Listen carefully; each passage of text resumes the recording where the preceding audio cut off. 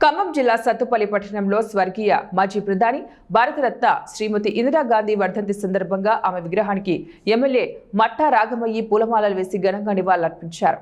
ఈ సందర్భంగా ఆమె మాట్లాడుతూ భారతదేశ మొదటి మహిళా ప్రధానిగా దేశాన్ని అత్యున్నత గుర్తింపు తెచ్చే విధంగా స్వర్గీయ ఇందిరాగాంధీ ఎంతో కృషి చేశారని, ఆమె దేశానికి అందించిన ఫలాలు భవిష్యత్తు తరాలకు ఉపయోగపడుతున్నాయని కొనియాడారు. ఈ కార్యక్రమంలో స్థానిక కాంగ్రెస్ నాయకులు, కార్యకర్తలు పాల్గొన్నారు.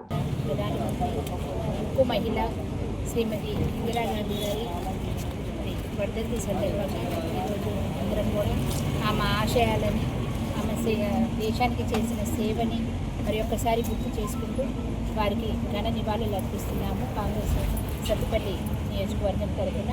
అలాగే ఆమె ఆశయాల సాధనకు కానీ ఆమె చూపిన బాటలో నడుస్తూ పేద ప్రజల అభ్యున్నతి మరి వాళ్ళ పురోగతి ముఖ్య ఉద్దేశంగా మేము ముందుకు సాగుతామని మరి ఒక్కసారి అందరికీ చెప్తూ ఉన్నాము.